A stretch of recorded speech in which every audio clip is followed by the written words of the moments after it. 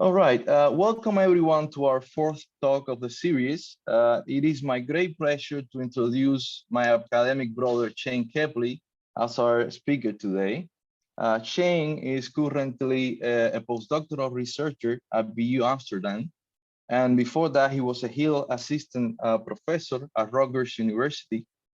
Shane obtained his PhD from Florida Atlantic University in 2017 under the supervision of Professor Calise and Professor Mireles James. Shane works on dynamical systems and nonlinear analysis, developing rigorous computational methods for studying nonlinear problems. Shane has also worked on global analysis on regulatory network dynamics. And the topic for today, the title for the talk today is Efficient Parameterization of Invariant Manifolds using Deep Neural Networks. And without further ado, please, Shane, begin whenever you're ready. Okay, great. Thanks, Jorge, for that amazing introduction. Yeah, so it's nice to see several of you that Jorge was my not just my academic brother, but we were actually graduate students at the same time. So and as well as Emmanuel. So we're all kind of ducklings from the same duck. So it's nice to see everybody. I wish it could be in person, but I've done my best to try and make this talk a bit on the short side. So I'll try to end early because I think everybody's just tired of online talks. And so I'll try to mostly just get out some of the main ideas, the cool ideas that we're trying, why we're trying them, and just summarize what kinds of things we can do so far and what we're trying to do in the future. Oh, oopsie. Let me try this. No.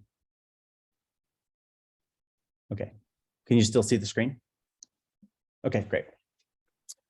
So I'm going to talk about using deep neural networks to parameterize invariant manifolds. And essentially, I'm going to spend most of the talk talking about just orbits. So you should think about, you have some ODE, x dot equals f of x.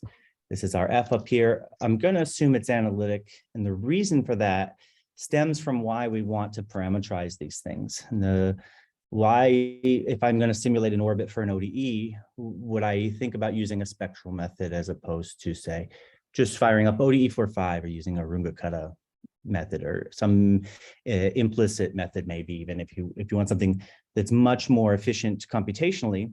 And as many of the people in this seminar are familiar with, one of the big reasons is you want something that has high order accuracy, and you want something that embeds nicely into a function space so you can do a computer assisted proof that actually validates your parameterization. So if you just want to look at pictures of orbits, I say orbits, I kind of use that term very loosely, because if you're just doing non-rigorous integration, you're going to see something, and what you're seeing is an approximation of an orbit, but how much do you believe what you see, or how much do you trust? If you integrate for 2 time units, do you believe what you see? If you integrate for 1,000 time units, nobody would ever believe that that's what the orbit looks like, that it's an accurate representation. You would say 1,000 time units is far too long. But if you integrate for 2 time units, is that not too long now? I mean, you essentially, if you're doing numerical methods, there's kind of need to be accompanied with some a posteriori estimates.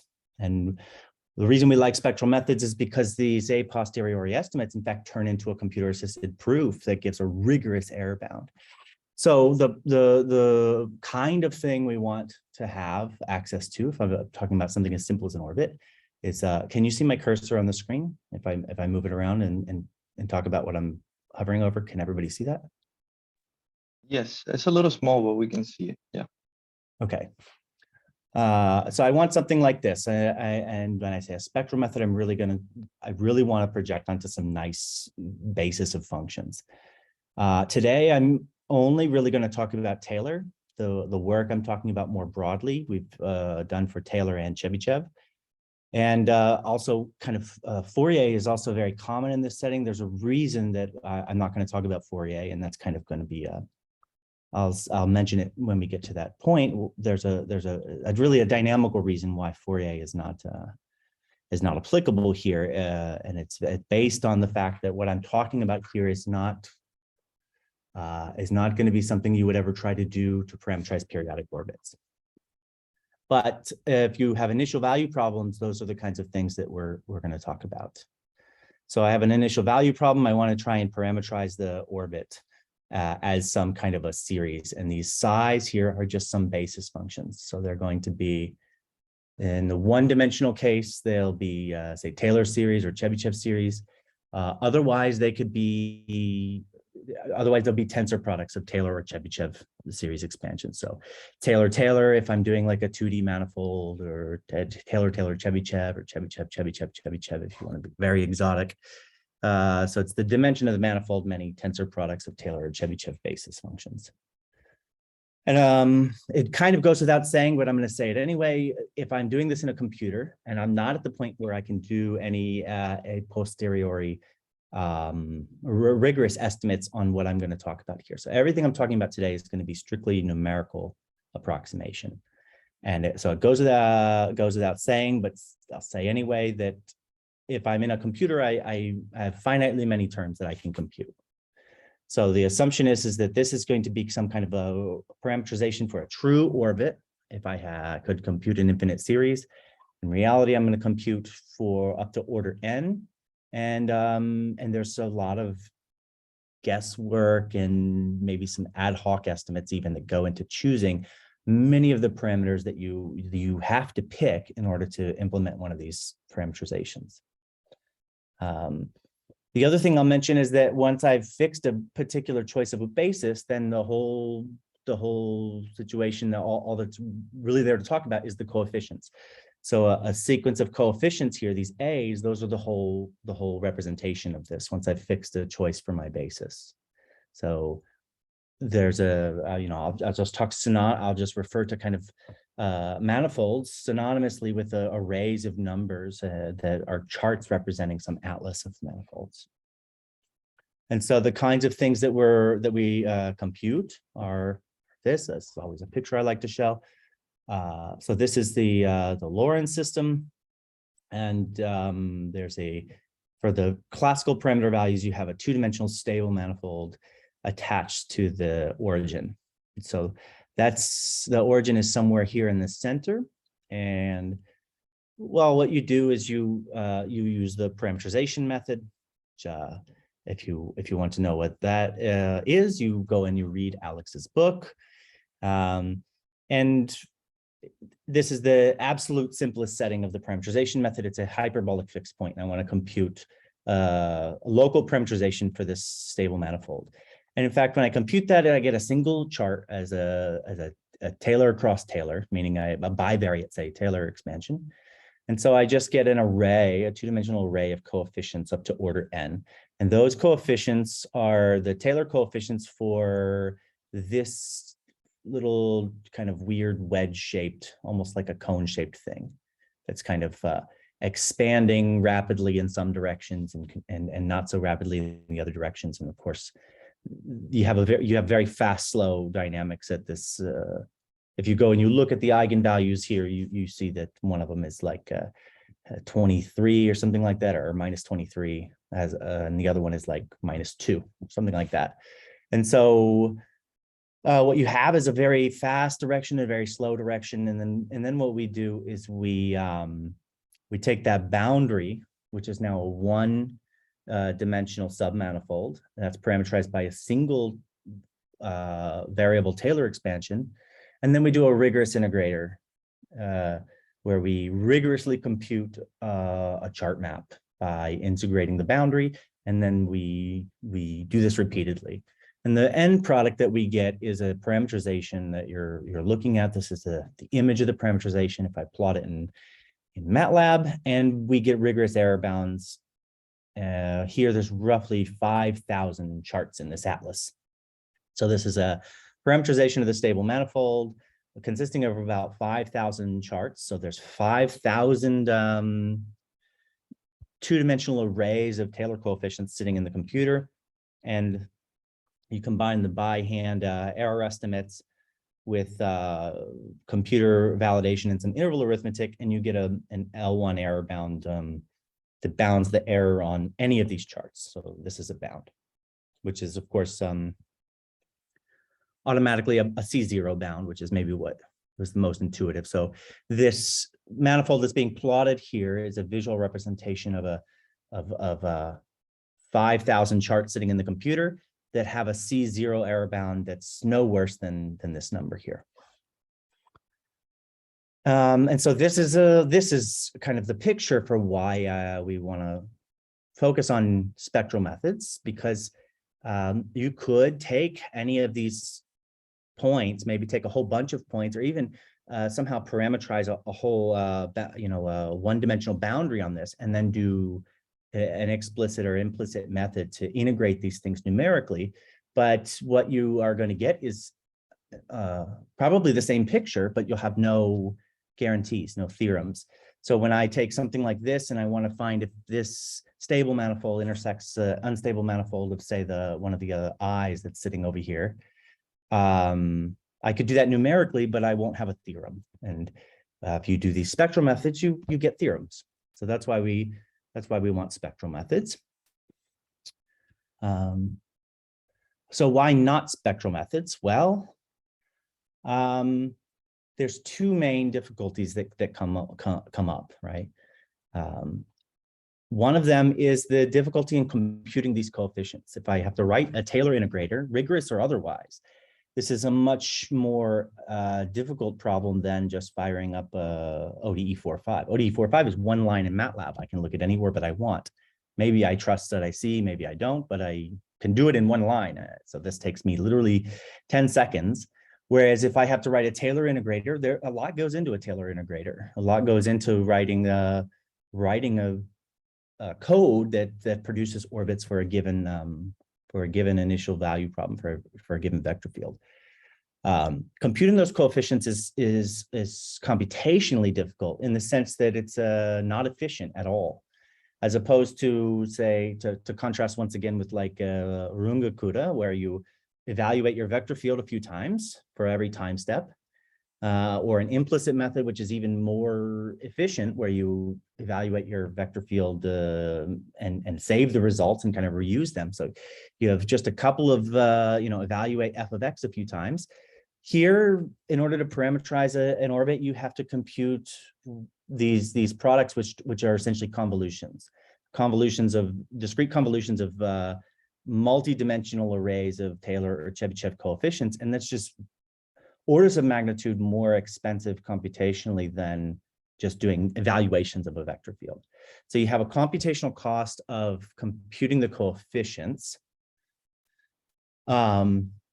And the two main ways that you do this are, one is somewhat universal. You characterize everything as a zero finding problem, and then you apply Newton's method on the truncated problem. When you fix your n that you want to truncate to, you have a zero finding problem, and you just do multi variable Newton's method, and you use that to find a good approximation. And again, that iteration of Newton's method is going to require doing a bunch of evaluations on the nonlinear terms, which the nonlinear terms involve products if they're polynomials, say, and those turn into convolution when you have sequences of Taylor or Chebyshev coefficients.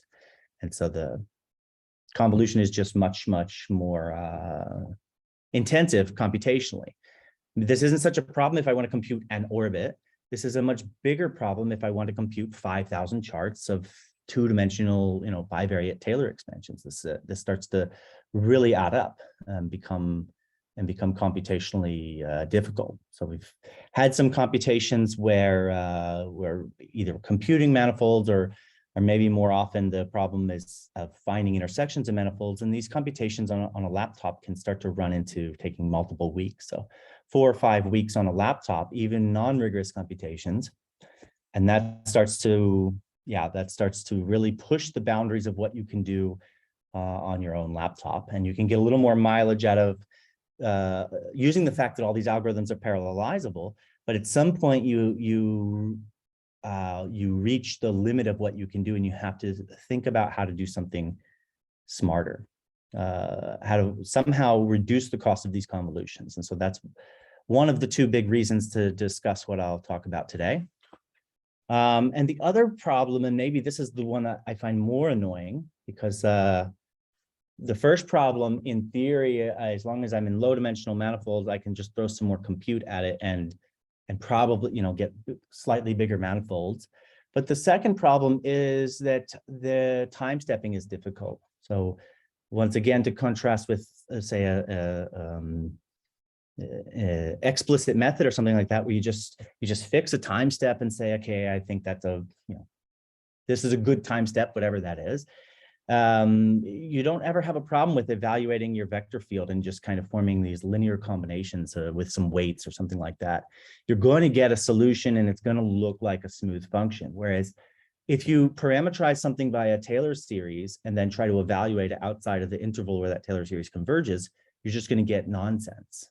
And it's easy to see when kind of things have blown up, but if you're trying to do things automatically, like integrate 5,000 charts of a Taylor expansion, it can be difficult to come up with algorithms that accurately estimate the convergence of a Taylor expansion. In Chebyshev series, they always converge when you have, say, a real analytic function, but you similarly have a problem where, as you take longer and longer time steps, you need to take more Chebyshev modes. And again, because we're truncating, you're eventually going to run into the problem where you're not faithfully representing your orbits. Okay, you no longer have a divergent series, but you still have something that's not correct. And when you try to validate it, it will fail. And so time stepping is kind of uniformly a problem, and it's a mathematical problem, because estimating the right, say, time steps to take depends on the poles of the flow, which there's no great way to compute. And if you want to estimate these, the methods that are around to estimate these are, again, computationally difficult. So it's a very expensive computation to try and take, say, an initial condition, expand the flow, and estimate how large a time step I can take.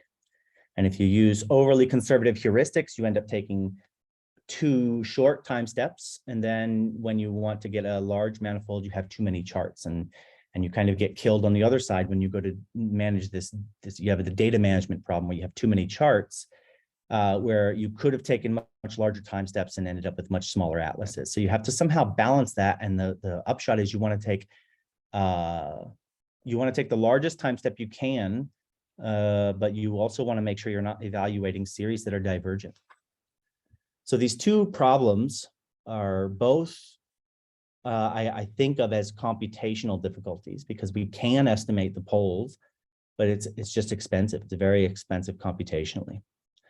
And so the main idea here is this.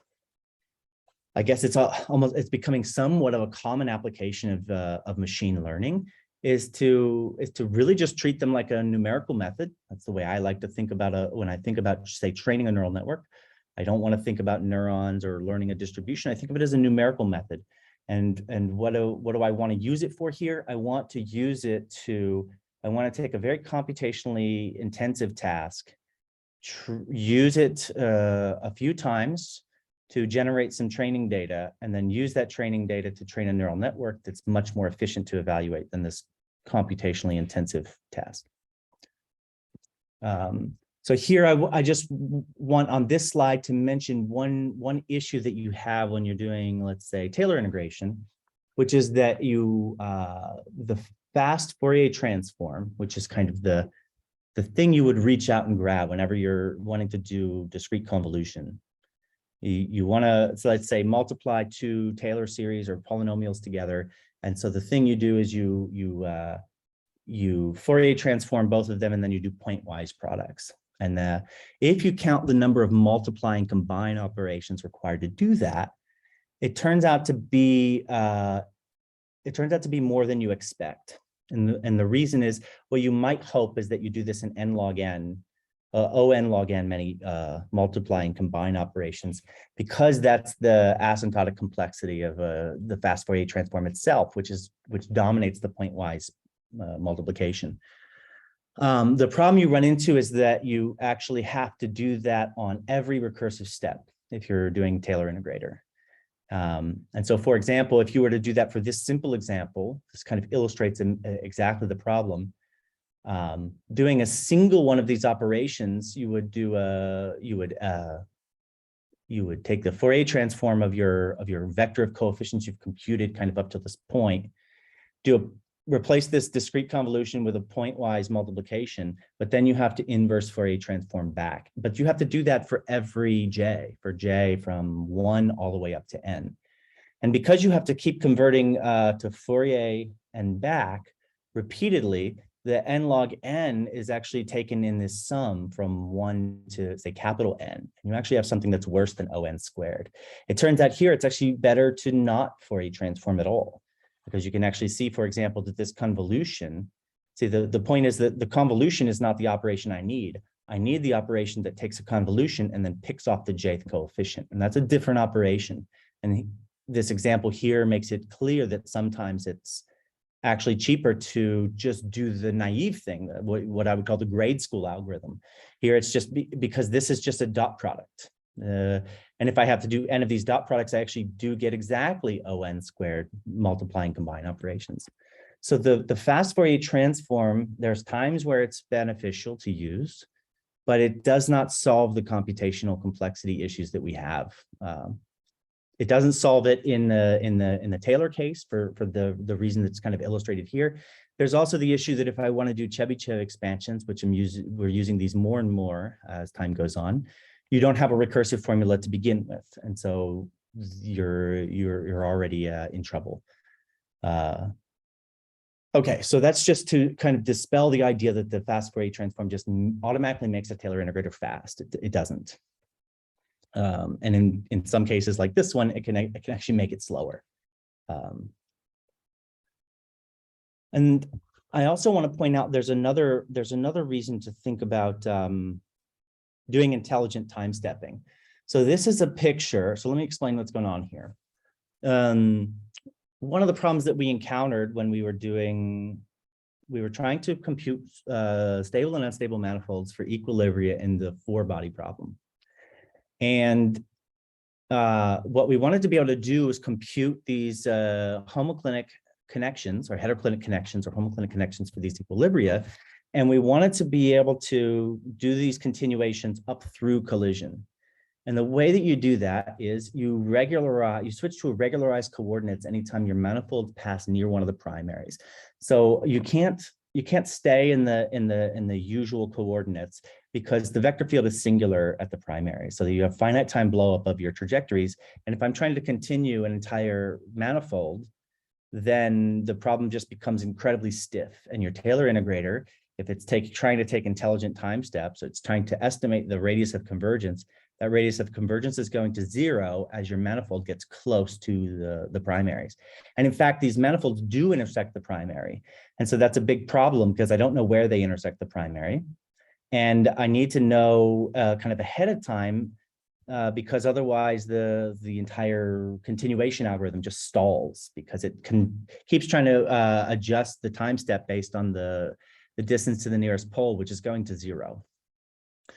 So you switch to these Levi-Civita regularized coordinates, which desingularize the collision and allow you to pass right through it. It's very nice. You have a new set of coordinates where the orbit just continues analytically right through the collision. But then you have a question of, well, how close to the primary should I get before I switch these coordinates? And the one way to estimate that is to look at where the norm of just the velocity coordinates is equal. And it turns out that's right here. So for example, if I look at the coordinates where I desingularize with respect to this primary, so now my manifolds can get as close to this primary as I like because they analytically pass right through it. This primary is now a problem, but this one is not. Where the velocity coordinates are equal in magnitude is this dotted circle right here. And so you might say, this is the place where I would like to change coordinates. And this is what we did. So we did this in this paper. And then you go and say, well, let me look at the actual decay of the Taylor coefficients. Let me compute a bunch of orbits. So I think here's like 100,000 orbits. And let me actually go and look explicitly at how fast the Taylor coefficients are decaying. Because what you really want when you're estimating how well your rigorous integrator is going to perform is you really want to know when has the first n, capital N coefficients actually captured most of the weight of your Taylor expansion. So you look at the level sets where the coefficient decay is the same adjusted per time step, and it's actually here. It's actually here in this out in the middle of nowhere where I have no way of predicting what these curves are, and these curves aren't given, these aren't the zero level set of any nice polynomial. I don't have an expression for determining what this curve is out here, other than I computed a bunch of Taylor coefficient decays. I switched to the regularized coordinates and computed the decays there, and here's the level set. This is interpolated anyway. And so this is what I expected to be somewhere closer to this, this circle here, which is very unintuitive. And what I really want to do is I want to switch coordinates. I want to switch coordinates here, but I have no idea what that is. I mean, I do now, but given a different problem, I don't know what that is. And so I want to not only train a neural network to compute coefficients for me, I want to train a neural network to time step for me. And I want to be able to train multiple neural networks to do different time stepping and have it intelligently choose the one that's gonna time step and use the coordinates that are appropriate based on this red curve. So I want to simultaneously learn this red curve. Okay, so that's the motivation for what we've done. So I'll say a bit about neural networks. I'm not going to draw any pictures of neural networks. I think that gives it doesn't necessarily give the wrong idea. This is maybe the biological inspiration is if you hear other people talk, especially biologists, about neural networks, they'll show pictures and they'll call them neurons, and this really motivates the idea. But from a functional analytic point of view, a neural network is just a composition of a bunch of maps. So here I have a big composition, in this case, capital M many compositions. And each one of these maps in this composition is some nonlinear function called an activation applied, composed with an affine map here. So this is a linear map acting on X, and this is some bias vector. So this is just a matrix multiply and a vector addition in here. And then I apply some nonlinear activation function here. And I just compose a whole bunch of those. So you can represent this visually, but this is what I want to think about. So the idea of what is a neural network doing from a functional analytic, or maybe even from a numerical point of view, is it's trying to approximate a function like you might try to approximate a function by projecting it onto a polynomial basis or projecting it onto a Fourier basis. Here you can think of the neural networks as some subset of your function space, and you want to essentially, in some sense, project an unknown function. In our case, it's going to be the flow onto a basis of neural networks. So it's just a function. And this is the notation I'll use throughout the rest of the talk. And N is just going to be the set of neural networks mapping from S into Rm. And I don't think I've mentioned it here, but S you should assume is going to be compact. So each of these GKs is called a layer. And if you are familiar with the diagrams that you usually see of a neural network, you'll see a bunch of or hidden layer, they're sometimes called. And there are a bunch of neurons, say, arranged in a column, and this would be a single one of these columns. And so the motivation for using a neural network is you have an approximation theorem very similar to the Stone-Weierstrass approximation theorem, or any of the Fourier interpolation results that say continuous functions with compact support can be uniformly approximated by neural networks. It's important to make the distinction that there's a difference between representing or approximating a function via a neural network and somehow taking a neural network and training it in order to obtain an approximation. In particular, there's no statement that says I can achieve such an approximation by training or by applying stochastic gradient descent. So there's just a statement that says there is some neural network that approximates any compactly supported C0 function. Whether or not you can arrive at it using the neural network training, which is typically done by stochastic gradient descent, or well, at this point now there's maybe half a dozen very popular algorithms for training. And training here means what are the parameters that you train? They're the coefficients in this A and the coefficients in this B. These are the weights and biases. So you're trying to learn the optimal coefficients here that give you a good approximation. So you have some kind of a loss function that you evaluate G on some data set, and then you have the ground truth data set, and then you train to try and learn the optimal coefficients for A and B. And so why does training seem to work? There's kind of a heuristic justification, which is based on the manifold hypothesis that data that's found in the real world, which is what neural networks really were built to deal with, is real world data, noisy data, tend to lie on low dimensional manifolds embedded in high dimensional space. And so the framework I'm going to propose is a way of turning a Taylor or Chebyshev integrator. I want to think about the problem of computing charts of a parameterization for an invariant set as a low dimensional manifold embedded in a high dimensional space, because okay, there's no theorem that says you can get good approximations by training, but the overwhelming heuristic justification holds, right? That when you take data that is of this form, training seems to do the job, theorem or otherwise. You don't have a theorem, but it still seems to work. And so the question is, what manifold am I, if I think of this as a manifold learning problem, what manifold am I learning? What's the low dimensional manifold in some high dimensional space? So if I go here, I'll only discuss the situation if it's a Taylor parameterization of an orbit, but the same exact statement, everything, the whole setting applies equally well for Chebyshev parameterizations. And in fact, the results might even be more compelling for Chebyshev parameterizations. So I'm going to assume that this is a parameterization for some orbit segment of this ODE. The tau here is a time rescaling that I won't really talk about too much, other than to say, rather than estimating the radius of convergence of my Taylor expansion, what I do is I always assume that the radius of convergence is 1 for numerical reasons, and I try to adjust some time rescaling so that the convergence occurs on -1, 1. So it's equivalent to estimating the radius of convergence of a Taylor expansion, but here I'm just assuming it converges on -1, 1, and I'm rescaling the coefficients appropriately.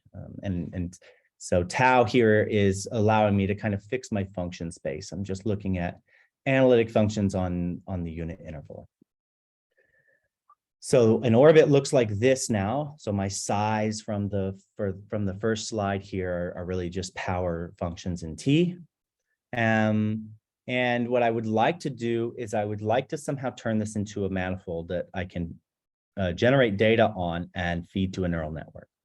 That means I need to learn tau, and I need to learn the AJs. So I need something that takes as input an x0 and produces the coefficients AJ. It takes in a tau and an x0, say. So let's assume I have access to that, and I do, because I just described to you spectral methods. It's these methods for computing these coefficients and for choosing these time steps exist. They're just expensive to evaluate. That's the whole point. So I do have access to data, though. I can take these expensive methods and implement them and generate training data. So I can compute a bunch of essentially charts for orbits where you take a bunch of x0s. I somehow want to choose tau. I'll say in a little bit how I do that. But I have methods already, heuristics, even if they're expensive to implement or evaluate. I have some heuristic for choosing tau, and I can just do this rescaling and choose coefficients here. So I get a bunch of coefficients.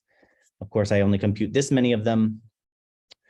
And so that I have this, it sits in the computer. This is what I'm already computing. This is what I already showed you in the parameterization on the second slide. That manifold is just a visual representation of 5,000 arrays of coefficients. So I'm already computing these sorts of things. So now I'll define some map that essentially takes me from an open subset of my phase space and into this space of coefficients, really. So if I have a vector field on dimension little n, and I compute capital N many coefficients, then in a single orbit of a Taylor expansion, a parameterization of a single orbit to order capital N is this many coefficients, right? And little n times big N. So I've got this map that takes a vector, which is just my initial data here, if tau is fixed. So it takes in an x naught and it spits out a vector in here, right? So this is an initial condition, and there's a mapping that takes me from initial conditions to coefficients of a Taylor expansion, which are much, much higher dimension. So for example, if I'm doing orbits of the Lorentz system, like I showed on the second slide, little n here would be 3. Maybe I'll take 100 jets of the Taylor expansion. And so this is now a mapping from, say, R3 into R300. And that's my low dimensional manifold embedded in a high dimensional space, because my initial data is much lower dimensional than the manifold that I parameterize, because it's multiplied by the number of terms of my Taylor expansion. And in fact, this expression right here, when little f is analytic, this is a smoothly embedded manifold, and f is the embedding.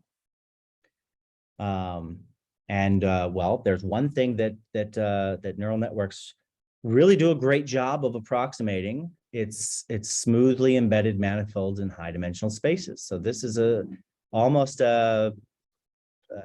constructed. This is kind of like the perfect problem to try and feed to a neural network, which is really just doing interpolation. That's really what it's doing. So I'm going to call this the Taylor manifold, associated with a compact set, because I have to kind of think about compact domains.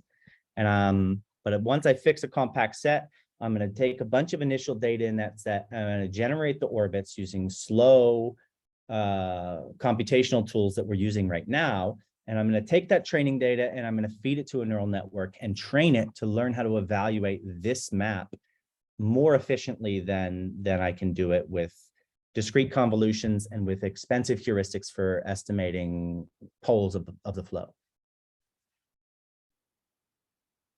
And so this is the general idea, kind of in step-by-step form. You take some invariant subset that you're interested in. You want to take a bunch of orbits and estimate these, and you just cover it by compact subsets. Here, there's a bit of art involved in how you choose these compact sets, and this is something that, again, we're exploring. Obviously, if you take these compact sets too large, your neural network will either not converge, or it will converge to something that doesn't give you a great approximation. If you take them too small, you end up with a lot of different neural network approximations. But that's actually not so big of a problem. And the reason you can kind of see that is because the neural network only has to be trained once, each neural network. And orbits only need to be computed using a single, right? The orbit at each moment in time is only sitting inside one of those compact subsets at a time.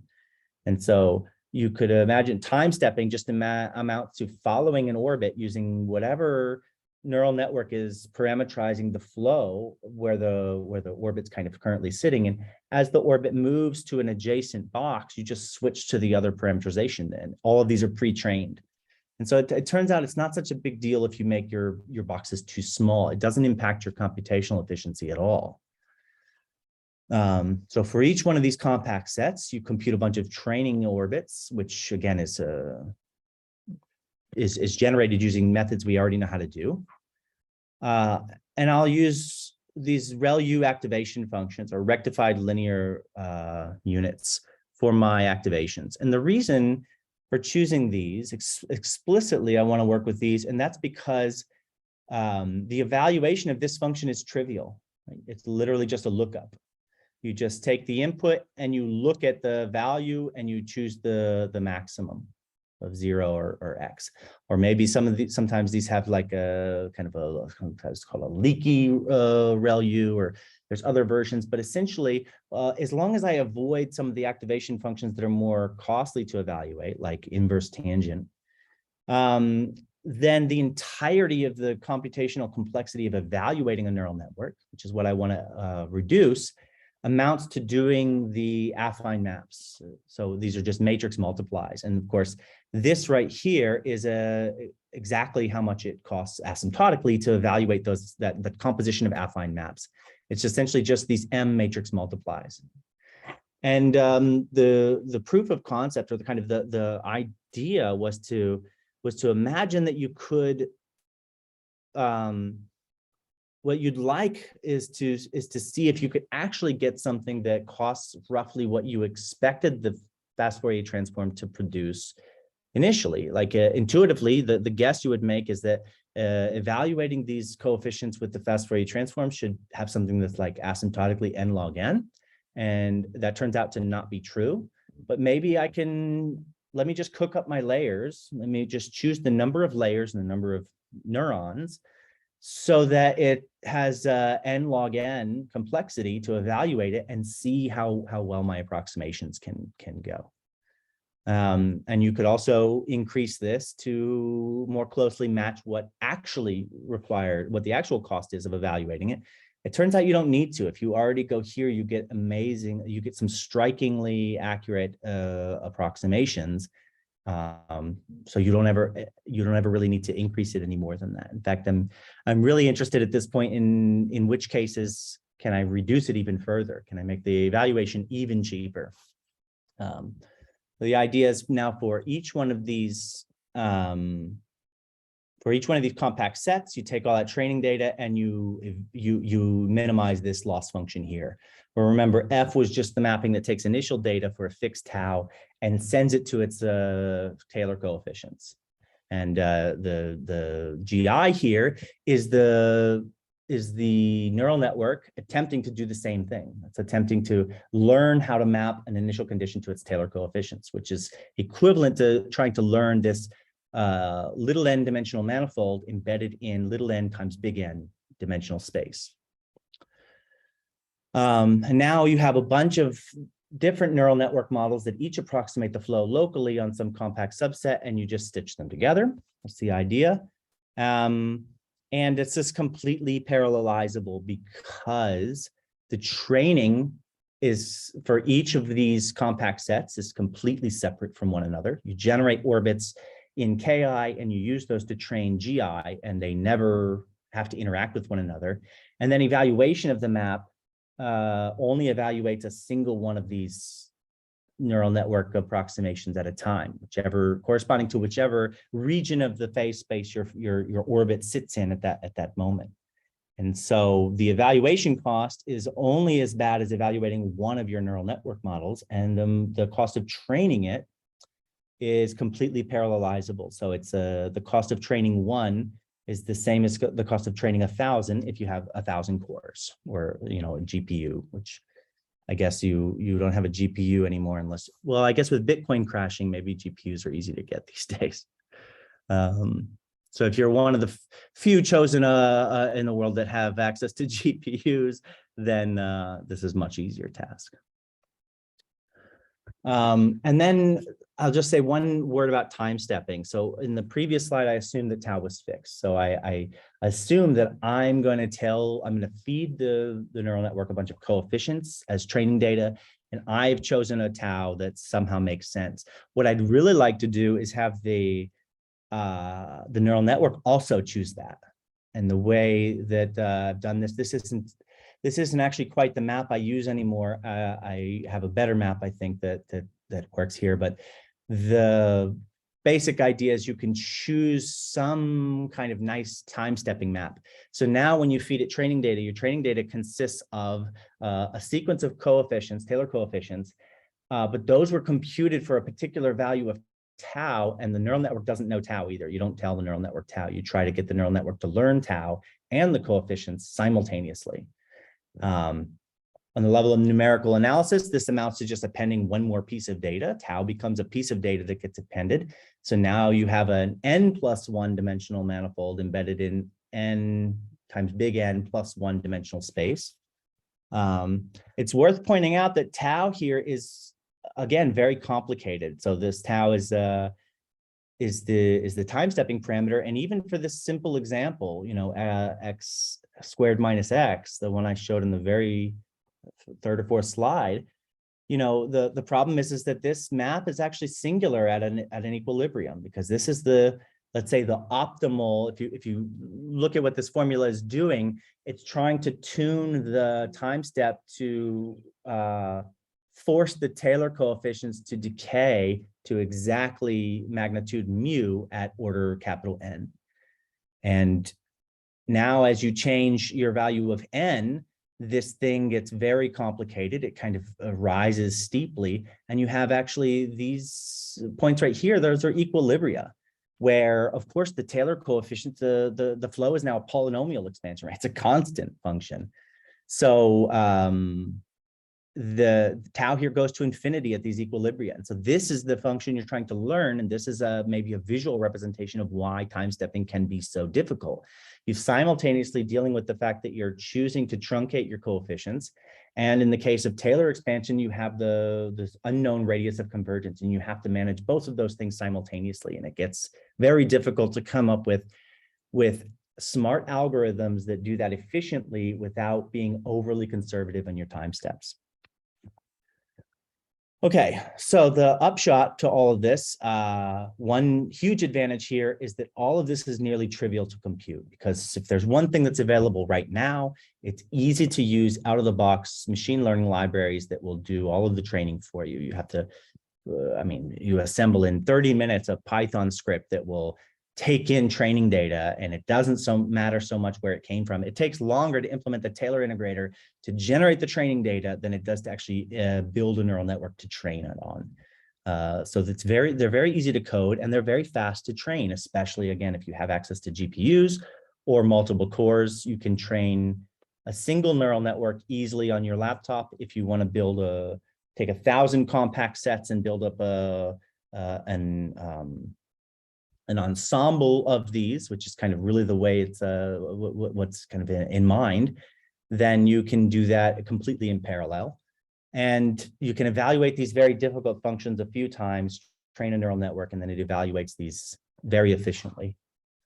And now so the machinery just kind of works. And now what we're working on is, well, I want to do proofs. I want to prove things. So now I have a neural network that I should think of as almost I really want to think about it as a global set of coordinates for the flow. So what you'd like to have is a polynomial expansion for the flow globally on some compact set. And once you've trained a neural network, you have a collection of weights and biases. And I can just think of those as coordinates. I don't have to switch to a polynomial basis. I can just think of those weights and biases as somehow a projection onto a subspace of neural networks. So these are now coordinates in a function space. And I'd like to just understand how to compare those coordinates directly. So I could study the properties of the flow by just looking at the coefficients projected onto the space of neural networks without having to come back to a basis I understand better, like Fourier or Chebyshev or polynomials. And I'd also like a computer-assisted proof. And this is what I'm really working on right now. Is I have a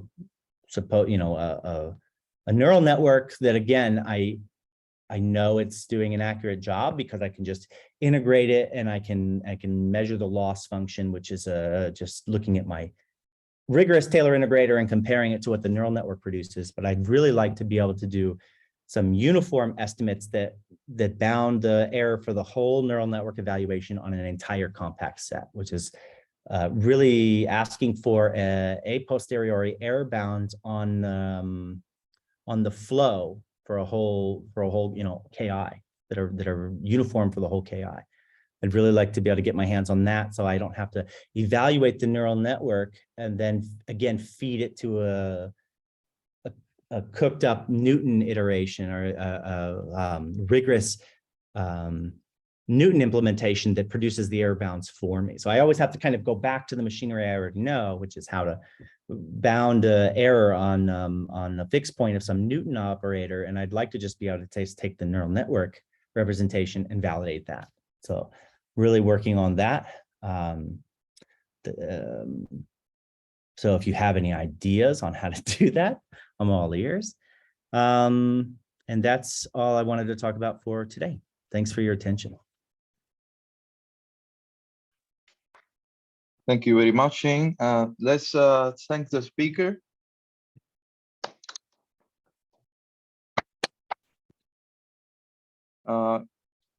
We have plenty of time for questions. If there's anyone with a question, please go right ahead.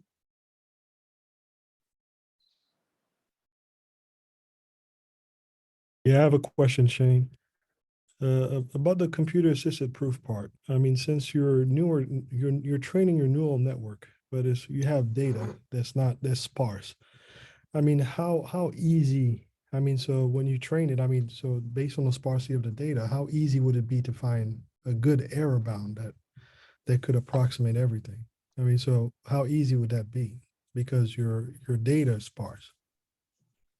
Well, the sparsity of the data is not the problem because I'm generating the data. I can make the data as the data is sparse because it turns out you don't need to feed it all that much data for it to. Neural networks are just interpolates. And it turns out if you're taking smooth data that doesn't take that many data points before a smooth data has a nice interpolant. The difficulty is twofold. Number one, I mean, what do I want to do to validate the approximation? I want to find some zero finding problem that this neural network is supposed to satisfy.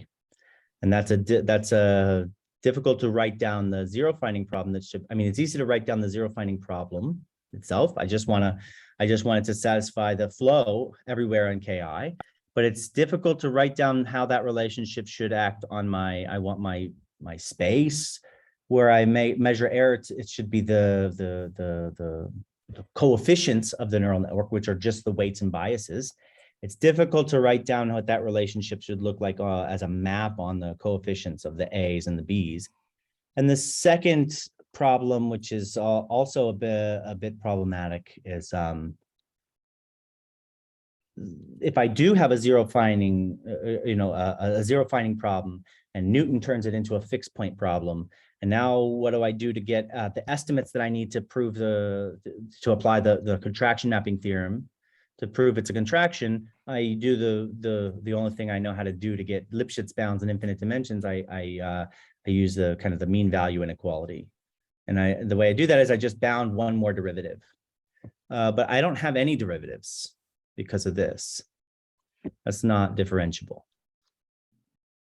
So I don't have any derivatives. I actually need to go straight for Lipschitz bounds, which I can potentially get, but it's much, much harder to get. Whereas, when you have a Vrije differentiable map, it's just nice. You just take the derivative and just uniformly bound the derivative, and that does the job, right? And if I need bounds on the derivative to get a contraction constant, I just uniformly bound the second derivative, but I have zero derivatives.